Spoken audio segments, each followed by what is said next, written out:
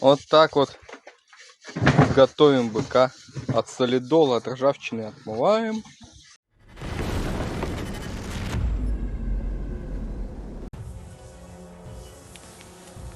Explosions are reported in Orel, Russia, according to local residents. Footage shared by witnesses captures the hum of drones flying overhead. No information for now about the targets and what is hit. Russian military show how they clean 82mm mines, allegedly handed over to Russia by North Korea, from solidol and rust.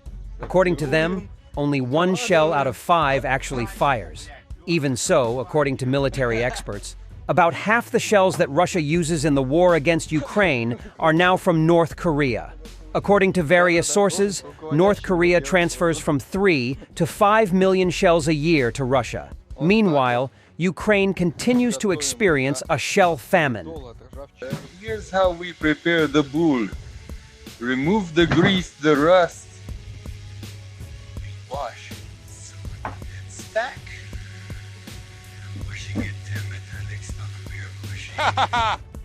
Some people are filmed at their country houses, while others have someone to learn from, right? Yes, the managerial position, that's what I'm leading. Russia has armed and deployed around 7,000 North Koreans near Ukraine, according to Ukraine's military intelligence. The relocation from Russia's Primorsky Krai took place in late October. The troops are equipped with 60mm mortars, AK-12 rifles, RPK/PKM machine guns, SVD/SVCH sniper rifles, ATGMs, and RPG-7s. They've also been given night vision devices, thermal scopes, sights, and binoculars. This is a current time report about the situation in Kurakhove. Russians are assaulting the positions of Ukrainian defenders in small groups. Enemy drones are constantly flying over the city. Kurakhove has turned into a ghost town. We're barreling into Kurakhove, full throttle as they say. Ukrainian paratrooper Oleg is pushing the car to nearly 100 miles per hour. Vehicles hit by FPV drones line the roadside, and if you dawdle, you could become a drone's next target yourself. The Kurakhove power plant, once a point of pride for the city and what powered the region, is battered and destroyed. Its walls are black with soot following numerous Russian attacks. Oleg, a member of the Ukrainian armed forces since the 70s, he reminisces about what Kurakhove was like 4 years ago. Now everything has changed. Literally in 2 months the place became like this. I'll show Russian you. troops have advanced to 2.5 kilometers. The town is shattered. Kurakhove is currently in a semi-operational environment, but there's still no fighting at the 7th location, though close to this area. The battles are ongoing. Hiding under the trees, waiting for transport, we're moving out to the positions of the Ukrainian military.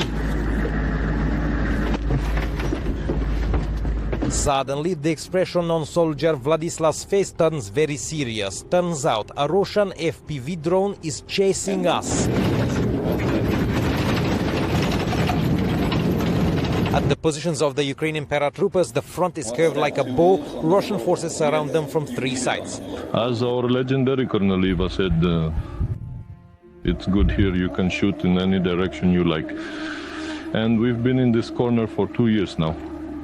That is, whether coming from drinking or on the go, our record is spinning. From the observation point, you can see where the shooting is directed. Russian soldiers are attempting to move forward. They're advancing in small groups, 2 at a time from different sides, to make it harder to be tracked. Here's one pair and there's another. Molotovs and grenades, Molotovs and grenades.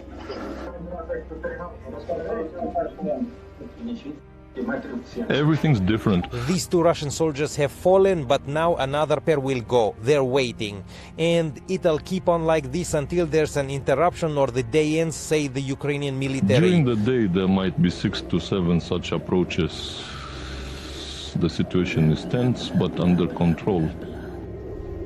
As I said, well, with the help of our infantry, naturally some reconnaissance, then with the means of artillery, mortars, we hold that portion of the front. Fine, spicy.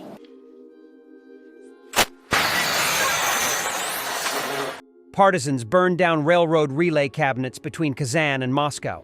Rail traffic severely affected in both directions. Modern partisans are the brave resistance fighters operating within Russia and occupied parts of Ukraine, striking back against Moscow's forces. From sabotage of military infrastructure to intelligence gathering, they're using guerrilla tactics to disrupt the occupiers and defend their homeland. Operating in secret, these partisans are the new face of defiance, echoing the resistance movements of the past and inspiring a fight for freedom. Soldiers of the 10th Separate Mountain Assault Brigade successfully repelled a mechanized assault on their positions. The Russian assault consisted of 22 units of military equipment, including tanks at the head of the column, as well as tracked and wheeled armored personnel carriers with troops inside. The aerial reconnaissance of the 10th Brigade. These columns timely detected the column and, in a short time, deployed all weapons to destroy the enemy equipment. First, to stop the enemy assault, the brigade used FPV drones, which successfully hit Russian vehicles, including armored personnel carriers. As the infantry started to leave the hit vehicles, drones with grenades began to work on their cluster, causing significant casualties. According to aerial reconnaissance estimates, the Russians involved about 120 soldiers in the assault. The soldiers used anti-tank missile systems to defeat and destroy heavy equipment, which hit several enemy combat vehicles, including tanks. In total, thanks to the quality of their preparation for the defense, they managed to destroy 15 units of armored vehicles, including 6 tanks and 9 infantry fighting vehicles. The enemy's manpower losses amounted to 19 killed and 23 wounded. The enemy assault was repelled near Vimka, Bakhmut district, Donetsk region.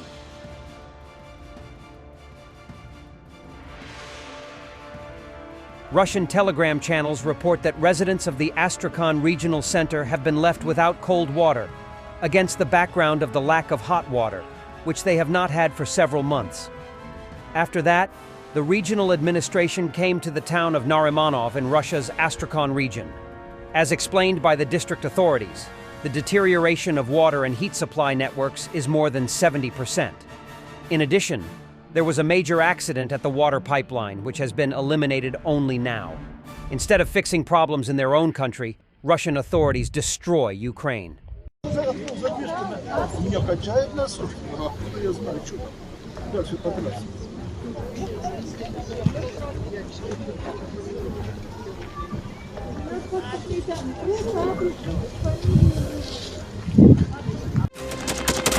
Thanks for watching, and don't forget to subscribe. Also, if you want to support Warthog Defense, please become our member and get early access to new videos, exclusive members-only videos, and become administrator in comment section. The membership link is in the description. Every day. We had a guy last week, it's 6 rescues in 6 days. You know, he's doing the job every day.